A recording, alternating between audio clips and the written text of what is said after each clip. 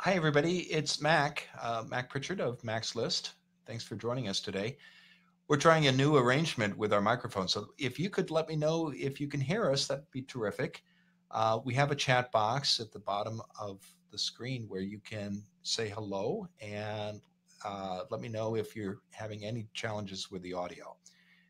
We're going to get started in a few minutes. It's right at the top of the hour, and I know people are joining us. We had more than 400 people register for today's event. That's a record for us. So we're going to wait just a moment or two, and then we'll get started.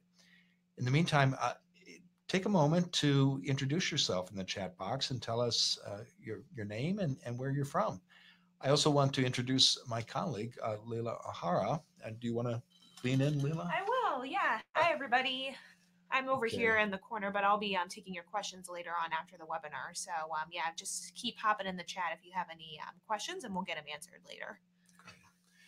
Terrific. Thank you, Leila. And we will take questions we may pause during the presentation to answer questions as well. We've got a whole hour scheduled, and don't worry, the presentation won't take a full 60 minutes. We want to allow plenty of time for you to ask me questions, and to respond. Uh, Again, if you can take a moment to introduce yourself, and Leila, if you want to let me know if who has logged in so far. Yeah, we're getting lots of people in the chat. So, thanks, everyone. We've got Susan from New York City, Lucy Great. from Portland, Chris from Portland. We've got Sherry from Eugene. So, hello to everyone. Thanks for joining us this morning. Lean over a little more, Leila, so Oh, hi. folks can see you. Yeah. Yeah. Good. Thank you for joining us. We've got Tanuja from Ontario. Okay. Some Canadians. Go Yeah. Canada. Thank you, everyone. Yeah. All right. Good. Wait just a minute or two more, and I'm guessing that you're all hearing me just fine. Again, we're experimenting with a new sound arrangement. So if you're having any difficulty with the audio, please let us know in the chat, and we can adjust our microphone and sound levels here as well. Okay. Uh, we're looking forward to today's conversation. This is one of my favorite topics, talking about job search and the hidden job market. And we've got some what I think you'll find very useful insights and tips that'll be helpful to you all in your job search. But again, if you're just joining us, we're going to start in just a moment. It's about 3 minutes after the hour. And if you haven't done so, I encourage you to introduce yourself and share your name and where you're logging in from. Okay. And for those who have just joined us, we're going to start in a moment.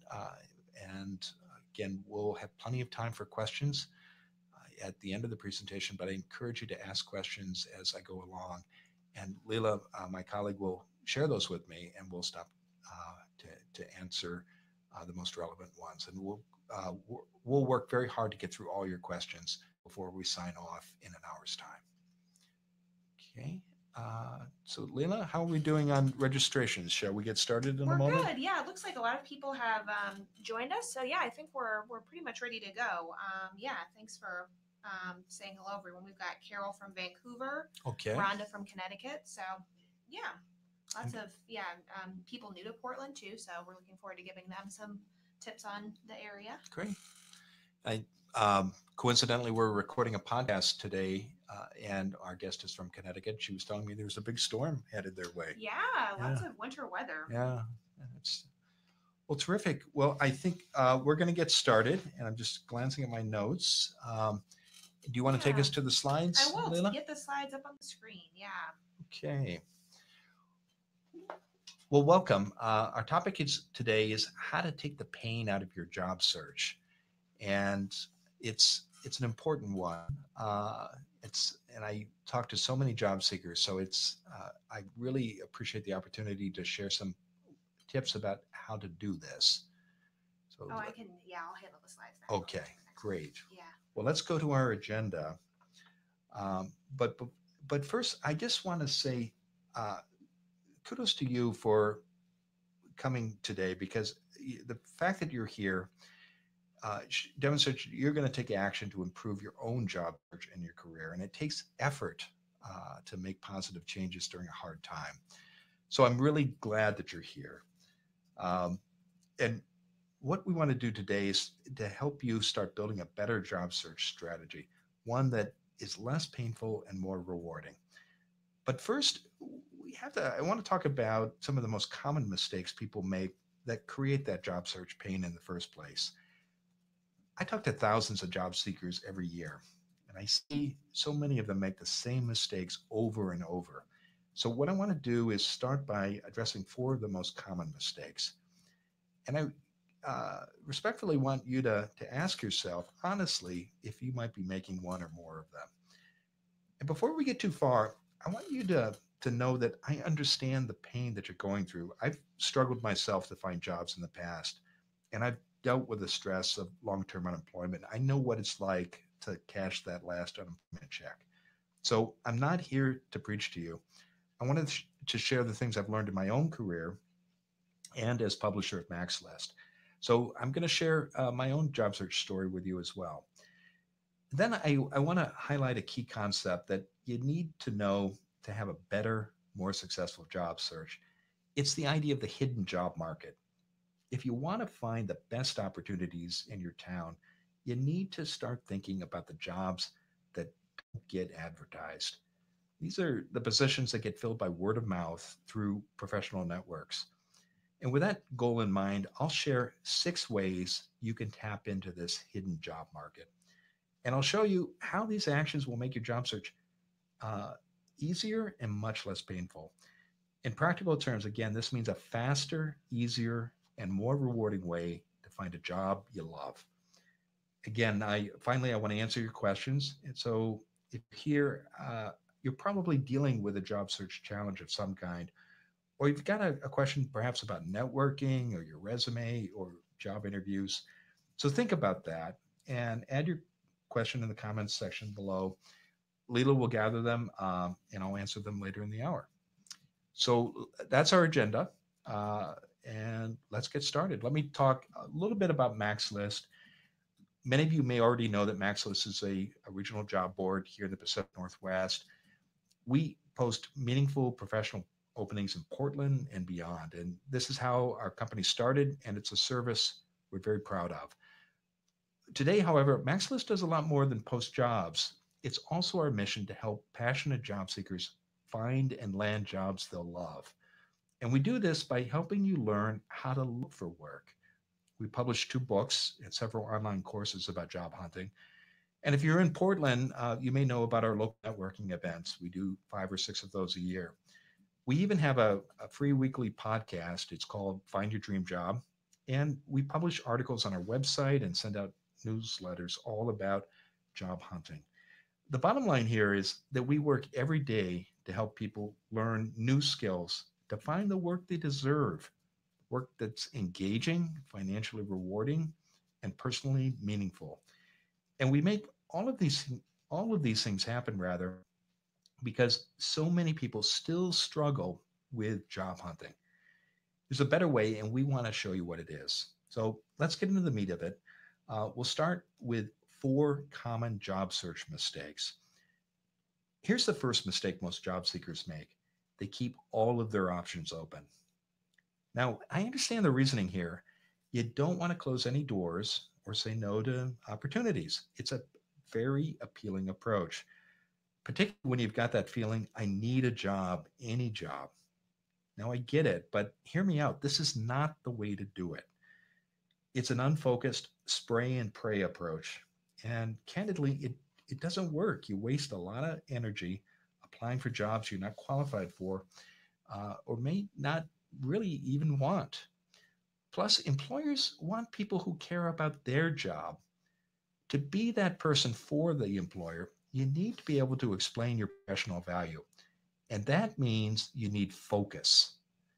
Instead of applying for every job that you find, you need to narrow your goals and you need to focus on the jobs you really want. Now, this starts by setting clear goals. And it's okay to have 2 or 3 different goals that you're exploring. Sometimes people struggle that they have to find the perfect goal. But so look at 2 or 3. It's okay at the same time. But the all do anything approach doesn't work. Because when you have a focused goal, you also make it much easier for others to help you. I host informational interviews with lots of job seekers here at Max List, and my first question is always, what do you want to do? When someone says, I don't know, or I'm keeping my options open, they're not giving me the information I need to help them. You need to know what you want. The second common mistake is applying early, often, and everywhere. So many people do this. I've done it myself. They think that we think that looking for a job is a numbers game when we do this, and that if you apply for enough jobs, you'll get an interview one day, and if you interview enough times, you'll finally get a job offer. In practice, this job seeker spends all day, every day, blanketing the local job market with the same generic resume. They don't research companies, they don't customize applications. They just apply as quickly as possible for as many jobs as possible. And they do it without much thought about whether they want the job or not. Now, here are some of the problems with this approach. First, the apply everywhere strategy fails for the same reason the I'll do anything approach doesn't work. Employers want people who show genuine interest and have legitimate qualifications. Your generic application, candidly, kind of makes you look lazy and almost always will land you in the no pile. Second, even if you are sending out generic applications, you're still going to spend a lot of time applying. Think for a moment about how long it takes to fill out an online application. Just pause and consider that. You got to enter the phone number for every former boss, put down the minor in your college, the address of your high school. This is not only boring, it's a huge, huge time commitment. Here's another mistake people make, and it's one that you might be surprised to hear from me, a job board owner, but hear me out. Job seekers spend too much time looking at job boards. In 2019, it's easier than ever to find job openings. There are thousands of job boards out there and hundreds of thousands of jobs posted online.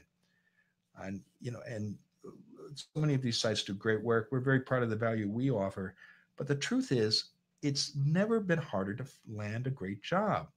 For every job you find online, hundreds, sometimes thousands of other people apply. And almost everyone who's responding to an online post is applying cold without any connection to the employer. Now, this has actually become the mainstream hiring method. And in fact, it's painful for both job seekers and employers. And your chances for success as an applicant are very, very slim.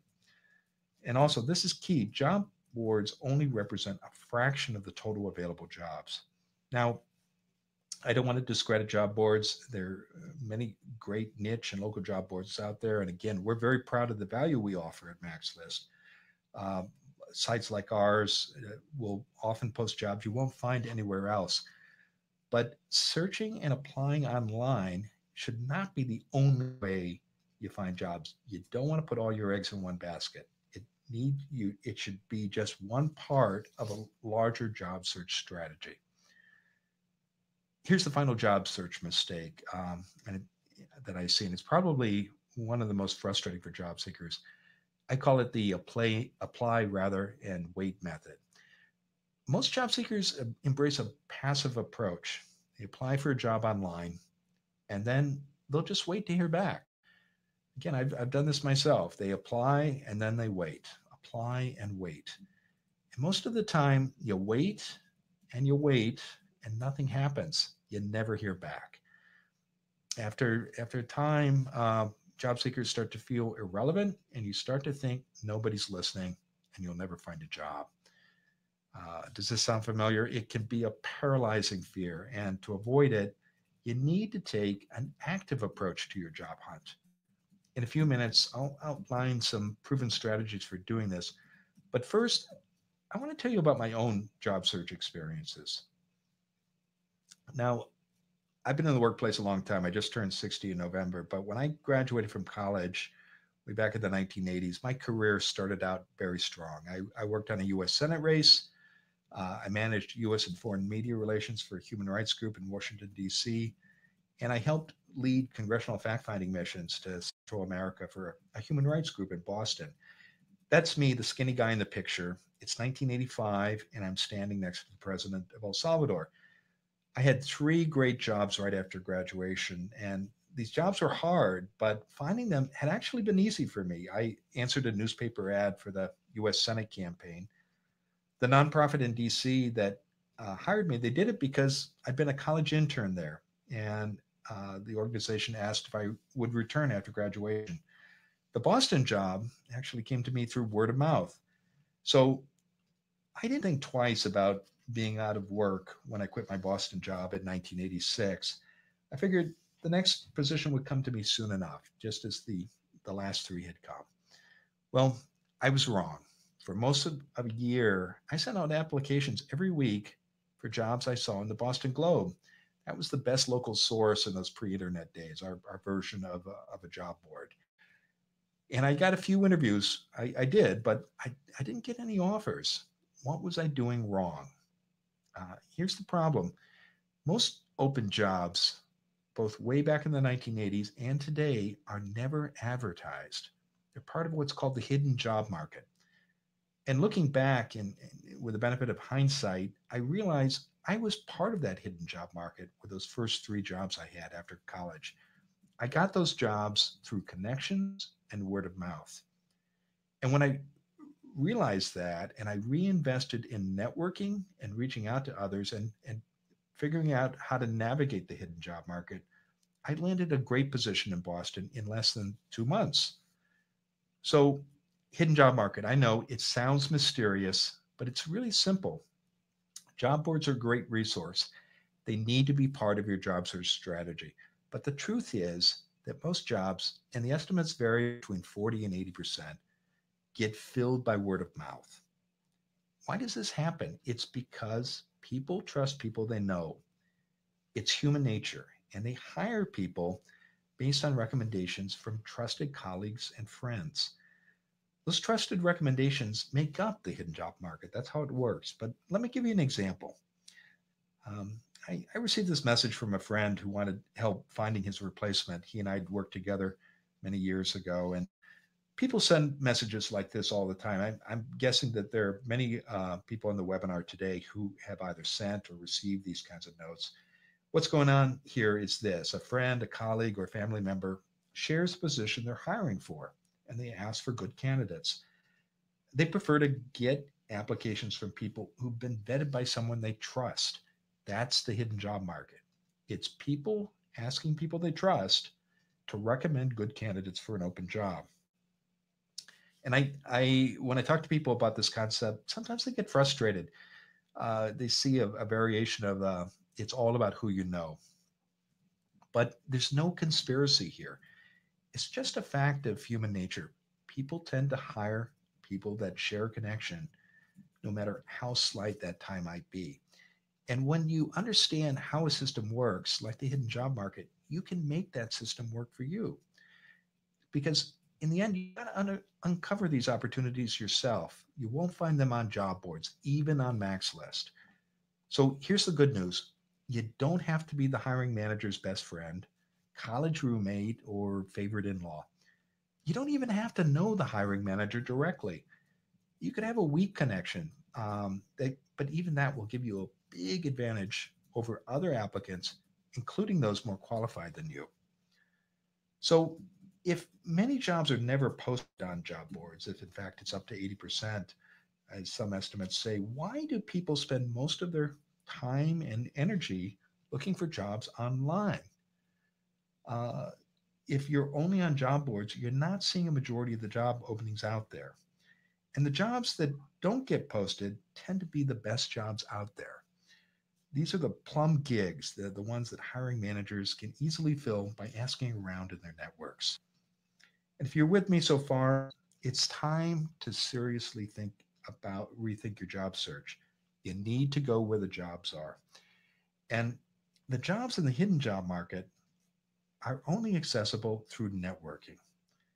I know that the idea of spending most of your time, as much as 80% of it, networking might seem scary, but if you're still not sure, you want to give up your job board first approach rather, Let's talk about what that really looks like in practice. Remember, the title of our webinar today is Take the Pain Out of Your Job Search. So let's talk about a job search process, how it often works. And again, I've done this myself. So I remember going through all these steps. You start off exclusively looking for jobs online, and you end up filling out a lot of job history forms. You apply for jobs cold. You don't have a connection to the employer or hiring manager, and you're not getting great results. So when this happens and the approach isn't working, people start feeling frustrated, and sometimes they panic and they double down on this numbers game. They become even less selective, and they start flooding the internet with generic applications. Do you think this yields a better result? Usually, it just leads to more pain and more frustration. And not surprisingly, for the people who are doing this, and again, I was there myself, you start to your morale takes a big blow, and you find yourself getting stuck. It's a vicious cycle. It really is. And it takes a lot of work, and it takes a lot of mental energy. And it usually produces a little more than more frustration and anger. So I don't want you to get trapped in this cycle, this self defeating cycle. I know you want to avoid it too. So I ask you this: are you ready to consider a really different approach?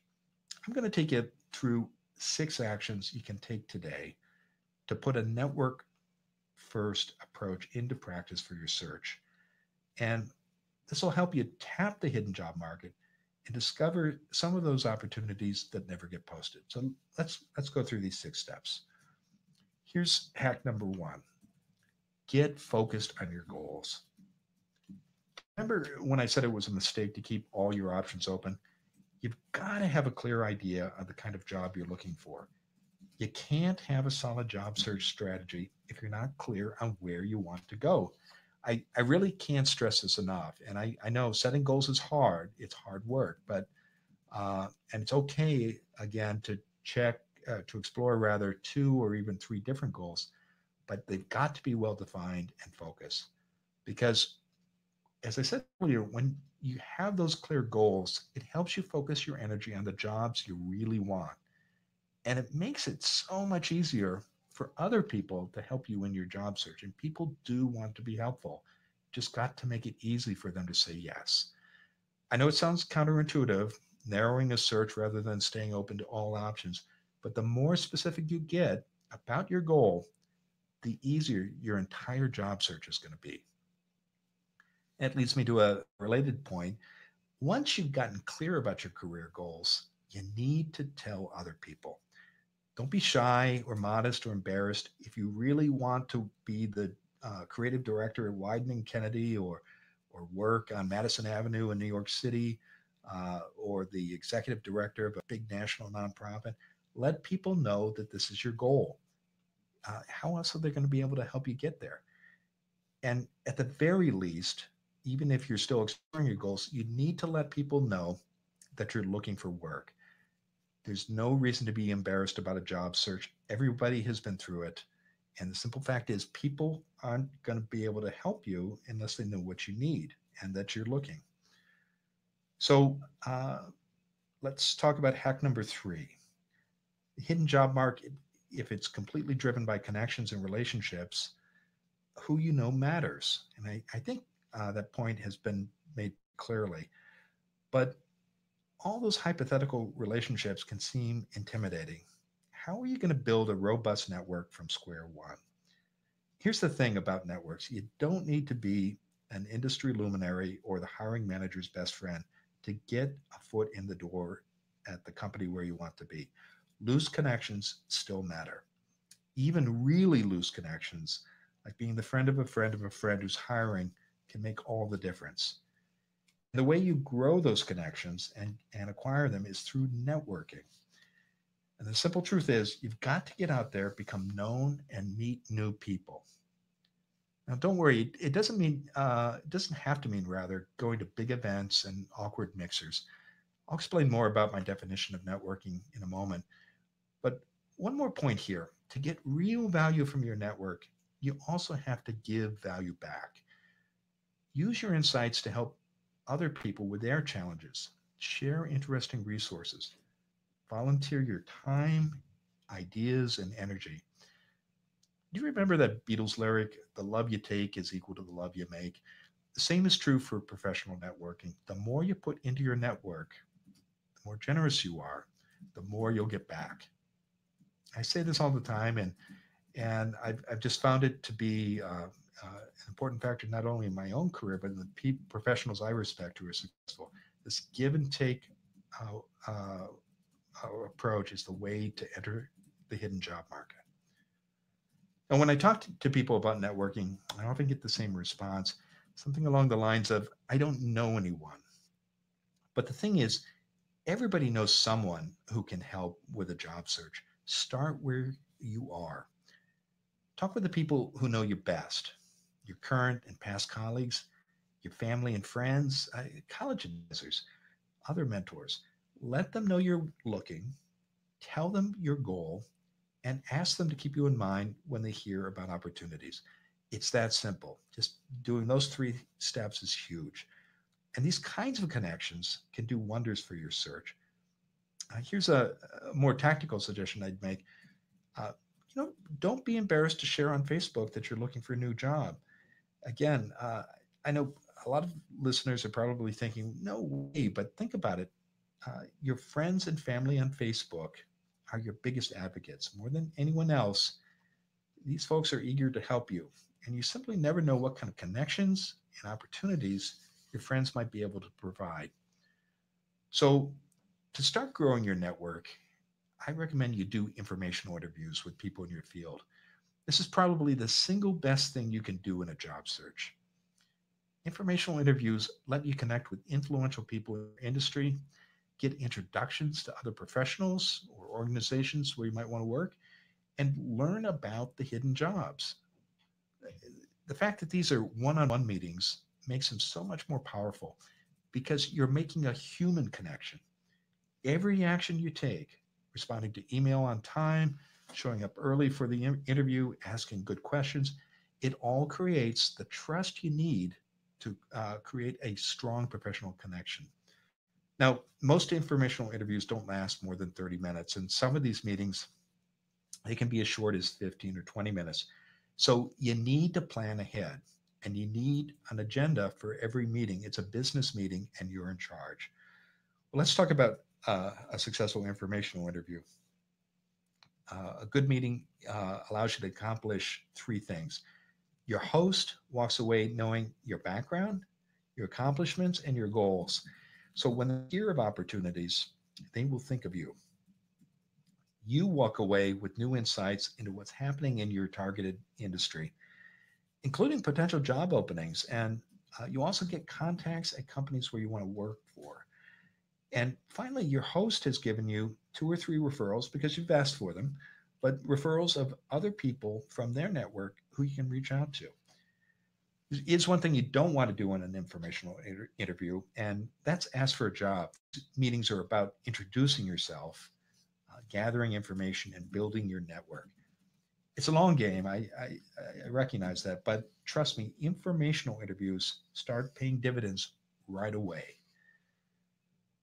So building your network is the best way to find more opportunities in the hidden job market. You can also meet new people by attending networking events in your field. It's a great way to quickly meet a lot of people and kickstart influential relationships. When I talk about becoming known and trusted in your industry, this is what I mean. People start recognizing you at events. They know you're in the field and they know you're serious about your career. And by introducing yourself to just a few new people at every event, your network will grow.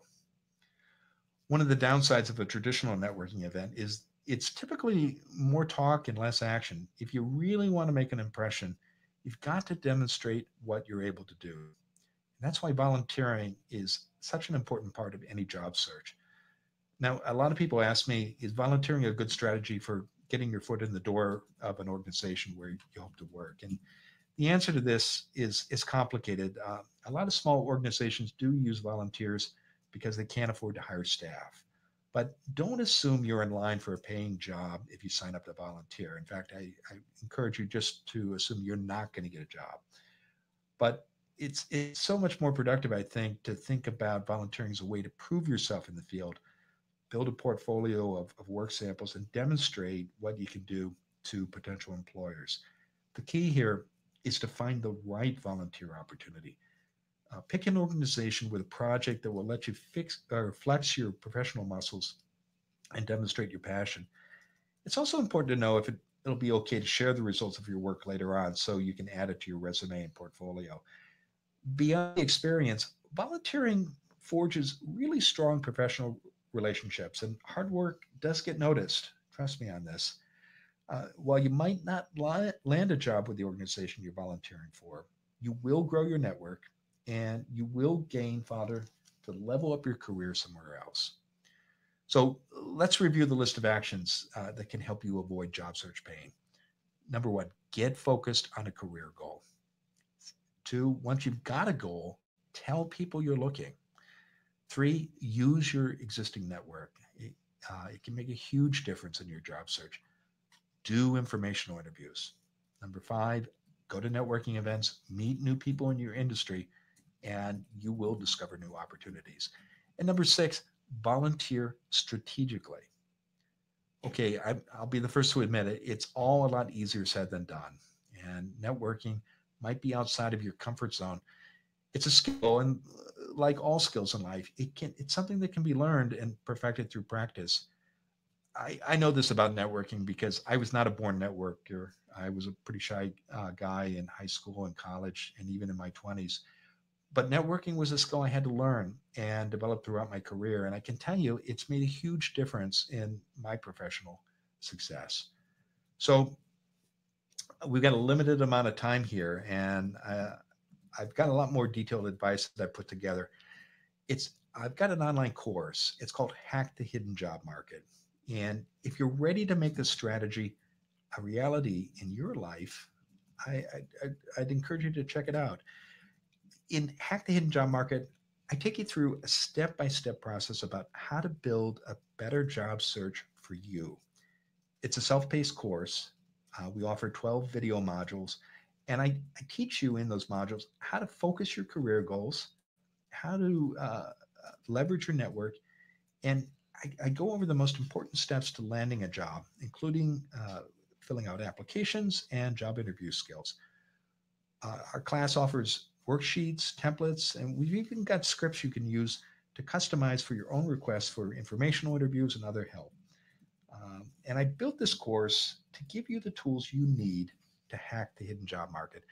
One of our students, Patty, she took the course, first launched it, and she calls it a research project about yourself. And the exercises that we offer in the class give you a roadmap that'll take you through the tough work of setting goals, identifying opportunities, and making your dream career a reality. Now, normally the course is priced at $279, but we've had a really strong response to this webinar. For those who joined us late, we actually had a record number of registrants, more than 400. And I know there are many folks looking for work right now. So we're doing a flash sale, and we're reducing our price from $279 to $229. But for everybody who's attending today, we've got a special offer. It's an additional discount. You can get the course today for $199. That's the lowest price we've ever offered. There is a catch. The exclusive price at $199 is only available for the next 24 hours. So if you're ready to take the next step, you can sign up right now. Use the button on the webinar screen. I'll also send an email with all the details right after the webinar. And now let's turn to you and your questions. Leila's here. She's been monitoring the chat box. And what questions do you have for me today about the webinar, the hidden job market, or what problems or challenges are you facing in your job search? Let's talk. Okay. Thank you, Leila. Hi, everyone. We're back. So I've been monitoring all your questions coming in, and we've got some great ones. We're going to start with some questions from Aviva and Lucy about reaching out to hiring managers. Okay. So Aviva was wondering what you can do with employers who specifically say that they will not accept phone calls or emails about your application. Mm-hmm. And Lucy had a similar question about Great what question. if you've reached out to a hiring manager and they don't reply, you don't hear back. What's the next step for Okay. getting contact from them? Well, for the first question, if you see on the posting or on the website, no phone calls, please, or don't contact the hiring manager, that doesn't mean you can't network your way inside the company.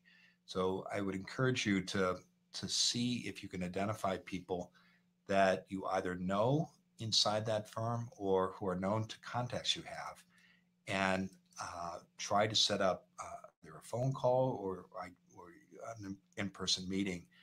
And let's break that down. So if you want to work at a firm and you see you through LinkedIn or maybe your alumni database or through colleagues, you know that there's somebody on the inside who may not be involved in the hiring, it's still very useful to reach out to that person and ask her or him if you could chat about the opportunity and what ideally you want to get from that conversation are two things.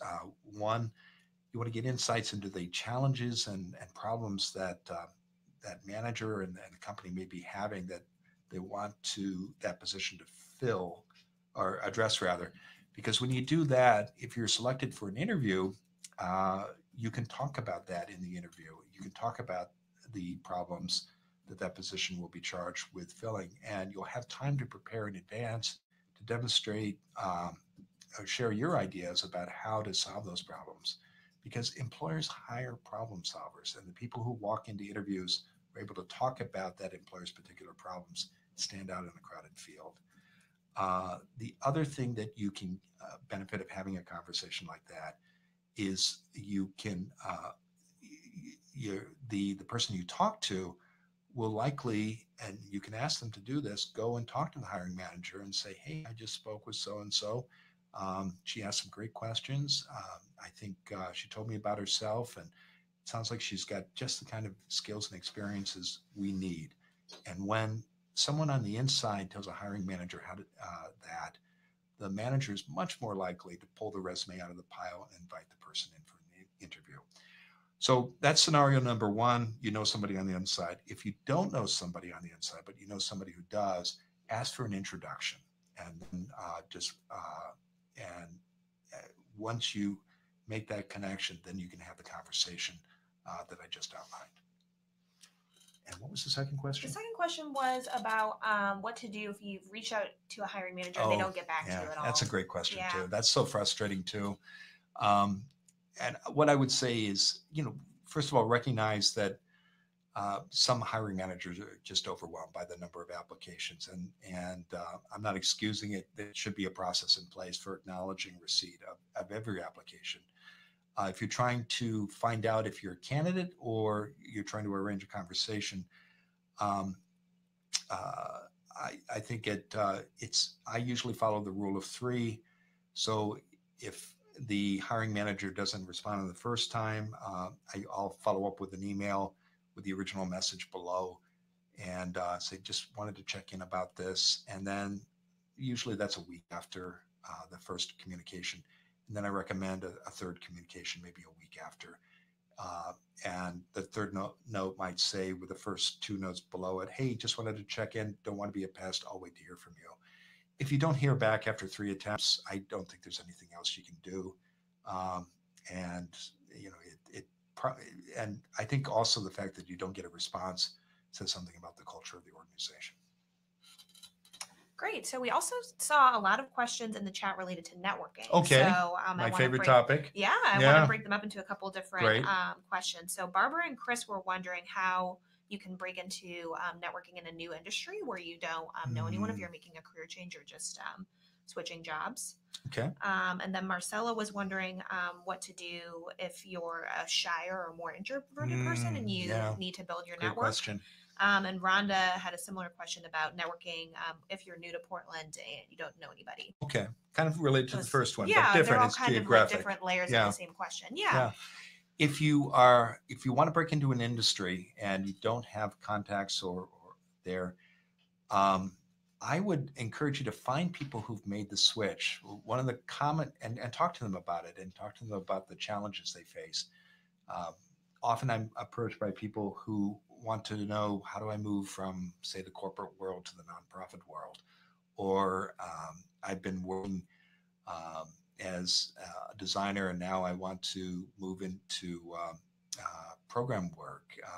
And again, usually there are people who've made these switches, and your challenge is to find them and ask them what objections they faced when they were making the switch from managers, and how did they overcome that? Was it through getting additional education? Did they have to volunteer to acquire new skills? There's usually, again, somebody who's done this that you can learn from. How do you find those people? Again, go back to your LinkedIn database, your alumni database, ask around. It usually isn't that hard to uncover them. And I think but once you do, it's just a treasure trove of information. Second question, remind me? Networking when you're shy or introverted. Yeah. Yeah. I think it always helps to be clear about what you want to get out of an experience. So if you are, networking really can mean one of or three different things. Often it means going to events organized by professional groups. Second, networking can also include informational interviews, which are one-on-one meetings. And the third form it often takes is volunteering. I think the first two are what most people think of when networking comes up, particularly events. If you're introverted and you are interested in attending an event sponsored by a professional group in your field, think about the things you're good at and think about your strengths and play to those strengths. So maybe you're a photographer, you love taking pictures and posting them on Instagram.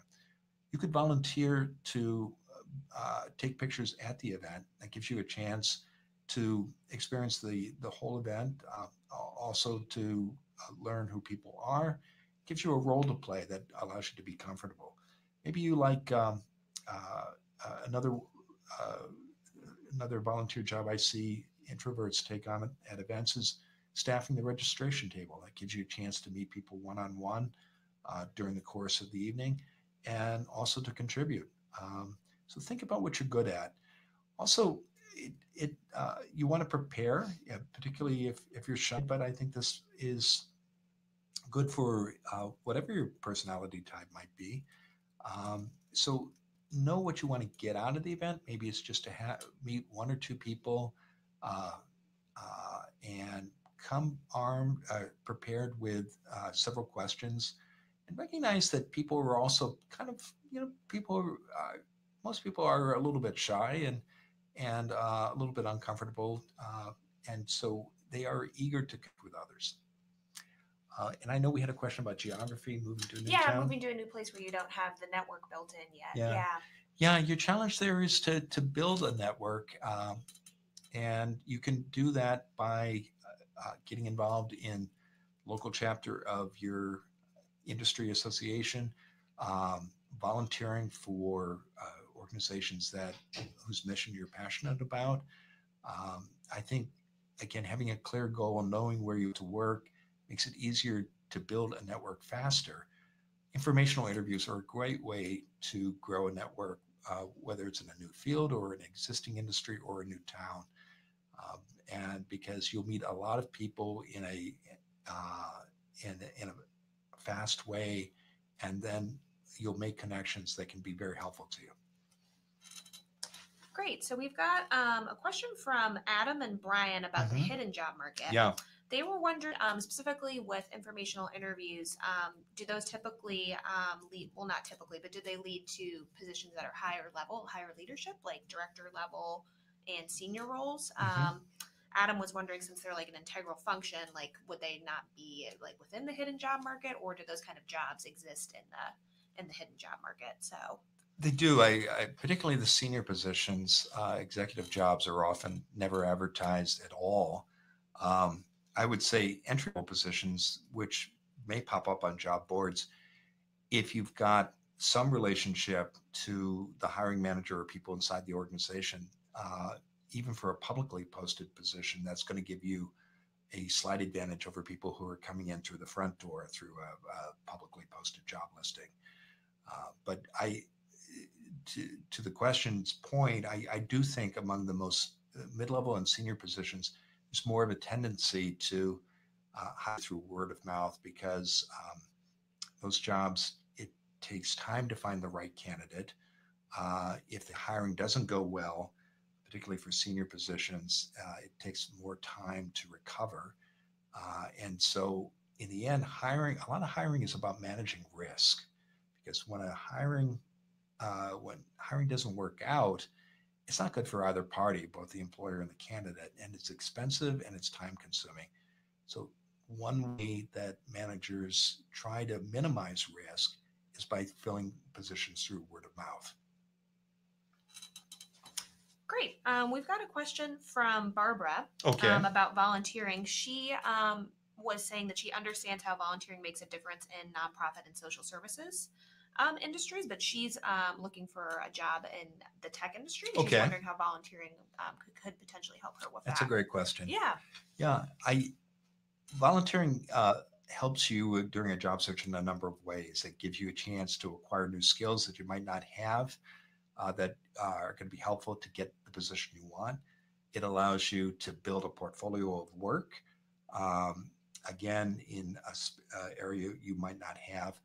And a third way, and I think this is to Barbara's question, it allows you to meet people in the industry where you want to work or you want to grow your career. So when I think about how could volunteering help in the technology sector, there are a number of professional groups in Portland, for example, that serve the tech industry. I think of PDX Women in Tech or Technology Association of Oregon. There are probably several dozen meetups. The people who come to those events are leaders in the technology world. And the people who run those events by serving on committees or boards or as meetup leaders also hold leadership positions in the industry. So if you want to, when you volunteer for that kind of organization and you do a good job putting together an event or a program, you're typically working right next to the people who either run companies or lead them or are and hold important managerial positions. And when they see what you can do, they're going to think of you for jobs either at their own firms, or they're going to think of you when colleagues say, hey, I'm looking to fill this position. Do you know anybody who has these skill set? And when you've shown people what you can do through volunteering, it's going to create a very powerful impression that is going to help you when jobs come up that are not advertised or even publicly posted, but managers are looking for candidates. So we had a series of questions from Amber, Meredith, and Susan. They're all facing the same job search challenge, all right, where they have a variety of skills and qualifications and lots of options for them, but they're wondering how to narrow down their search and focus in on a specific type of career. So how can they find focus in their career? Yeah, that's a great question. Yeah. Because I think we all struggle with this at different points of our careers. And most of us are going to switch careers, not just jobs, but careers several times. And that's certainly been my experience. And I see that in so many colleagues. It's not something that happens only to people later in the career. Often your first career might last 8-10 years, and then you're in your perhaps in your 30s or 40s, and you're working on your second or even third career. So the people I see who are able to manage this process in a shorter, less painful method, take time before they start sending out applications to invest in self-assessment and getting clear about their goals. And there are a number of ways you can do this. There's certainly good books out there and that you can look at that can take you through a process. There are common tools like Strength Finders will help you get clear about what you're good at. I think it's also helpful to take advantage to work with professionals. And this might mean going back to your career services office at your university. Often For grads, there are self-assessment services and other coaching. Might mean working with a counselor at the public employment department in your state. It could also mean working with a career coach who can help you get clear about your goals. And there's certainly a cost associated with working with a private coach. Fees can run anywhere between 500, 1,000 or more. But if you're pursuing a professional position, you're probably looking at salaries in the high five figures or even the low six figures.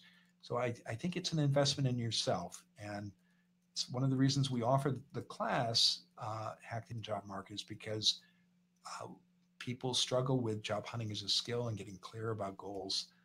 So whether you work with us or someone else, I would encourage you to take the time to get clear about those goals. Otherwise, you'll find yourself applying for a lot of jobs that you're interested in. But the job search process shouldn't be used for discovery alone. You need to do the research and that goal setting before you start sending out applications in a serious way. So I would encourage you to consider those options. We have a question from Christina about LinkedIn. Okay. So she understands that she should tailor the resume to the job that she's interested in, but she's wondering what she should do with her LinkedIn profile to make it appealing to hiring managers. With your LinkedIn profile, I would start with your goal and ask yourself, does the page that you've built on LinkedIn demonstrate that you've got the skills and experiences that would and other features that would make a hiring manager who is filling the position you want think, oh yeah, this is a good fit. And I haven't seen your LinkedIn page. I'm betting it's great. I would just say in general about LinkedIn pages, things you should always do, and this may sound basic, but it's important, is make sure that you've filled out all of your past positions. Make sure you take advantage of features like getting recommendations and endorsements from former colleagues and employers. Make sure you have a good summary statement at the top that supports your professional goals. And don't be afraid to share some personality too. LinkedIn pages tend to be more informal than good LinkedIn pages, more informal than resumes. So in fact, I encourage people to say I rather than write in the third person. But it should be built with a goal in mind. So think about that job that you want and ask yourself, have you documented the experiences, skills, and background that make you a great candidate for that job? We had a series of questions from Josh, Mary, and Christina about working with headhunters or recruiters. Okay. What are your thoughts on that? Like, do you recommend people reach out and work with recruiters depending on the jobs? And then temp agencies is similar. Like, sure. What do you think about those? Recruiters and temp agencies. I think it's important to understand how these businesses operate. They are valuable partners to have in any job search. With recruiters, you should find the recruiters in your industry and make a point of introducing yourself, sharing your resume, and look for ways to build a relationship with them over time. You also need to recognize that recruiters and headhunters work for employers, so they get paid if the candidates a recruiter brings to the company get hired. And sometimes companies will work with several recruiters at the same time. So that's how the business operates. The reason I bring it up is because it's important to remember it's not the recruiter's job to give us a job when we're looking. They're working for the employer, not for the job seeker. And so you want these people to know who you are, what you've done, and what you're interested in doing, but you can't rely on them to find you a job. Their business depends on the employer, on the needs of the employers they serve. So it's possible they're just not going to have any jobs that fit your needs, and they're not going to call you back. So yes, find recruiters, introduce yourself, find ways to build relationship over time, but um, you're, it's up to you to find the position you want. Temporary and staffing agencies, these I think can be a great way. Uh, they often specialize in particular industries. So you want to identify the companies, the staffing agencies that work in your field. If you're new to town or you're between positions, this can be a great way to not only bring in income, but begin to get a sense of the different companies in town in the world where you want to work. Um, and sometimes staffing agencies, in addition to providing temporary positions, will also place people in permanent positions. And so you want to, uh, find those companies. Again, I don't think you can rely on them. You should not rely on them to find you a job permanently, but work with them to, again, to find temporary work. All right, we've got about maybe one or two more questions Okay. left. Yeah, I think we've got about 4 yeah, minutes a couple left. minutes left. So Yeah. we have one from Amy about managing the demands of being a parent with the demands of looking for a job. She was wondering how to make time to build her network and attend networking events when she's also got kids and all that. So it's a great question. Yeah. I think it's important with any job search to recognize you don't want to do this 80 hours a week. You have to budget your time. And so when you have other demands on your time, family or other commitments, recognize how much time you can allocate to your job search, and protect that time.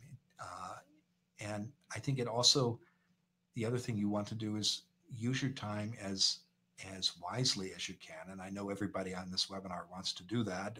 I'm sure it's a big reason why you're all here, because our time is our most valuable asset. We don't have unlimited time. And so one of the reasons why I think it's important to master job hunting as a skill is because you could spend an infinite amount of time sending out resumes and going to events that aren't related to your job search goal. So you want to be clear about what you want. And when that happens and you work on your job hunting skills, you'll be much more efficient and you'll make more of your time. And it's a big reason why we invest so much time and effort at MaxList in helping people learn how to look for work well, because in the end, we all have only so many hours in the day. So you recognize, don't beat yourself up if you're not spending every day all of the week job hunting. But with the time that you do have, I encourage you to try to learn job hunting well so you can make the most of that time. All right, we've got one more question from the Q&A from Gregory. All right. He has kind of a chicken or the egg question. He's wondering if it's more practical to move to Portland first and then start his job hunt, or find the job first and then make the move to Portland. Yeah. So, yeah. This is So I came to Portland in '91 from Boston, and I looked for work here for about 6 months before I moved here. And the deal I made with my wife asked me, she agreed to come, but she said, you got to find a job first. So some people are comfortable moving here without a job or any city, and some people need to have a position in place. What I would say is that's a choice you have to make. I do see people do very successful job searches from cities before they get here. And the way they do it is they start networking from wherever it is they are. And instead of meeting people one-on-one, they have Skype calls or telephone calls instead of doing it in person. They make often short job hunting trips, and they might come out every month or two. And airline travel can be very affordable, and they make the most of that time when they're on the ground. And it can so you can do a successful job search remotely. it's a lot easier to do it today than it was in 1991 when I came out here, when it was all phone calls and snail mail. But but the principles are the same, whether you're doing it in person or from 2,000 miles away. All right, I think that's it. Yeah. Okay, great. Well, I think we're done with the questions. Thanks so much for everybody who joined us today, and it's such a pleasure. And I hope that that you'll. I appreciate you taking the time to join us. I hope I answered your questions well. And if I missed anything, email me, and I do respond to every email. My email is easy to remember. It's my first name, mac@macslist.org. And you can also reach out to me on Twitter. My handle is Mac_Pritchard. And if I haven't done so yet, please connect with me on LinkedIn. I do share a lot of articles about job hunting and jobs at MaxList, MaxList job board there on my LinkedIn page. You're all going to get a recording of this webinar. We'll send out an email later this afternoon. And don't forget, we've got a special deal for the next 24 hours, $199 on the Hack the Hidden Job Market course. So a lot of people want to spend time with me and ask me for advice. It's very flattering. And I do see as many people as I can at events, and we do monthly group informational interviews here. Everything that I know is in that course. So I hope you'll take the next step and join me. It's helped hundreds of people. We've been offering the course for several years now. Hundreds of people find jobs they love. I'm confident it can help you too. So thanks again, and have a great afternoon.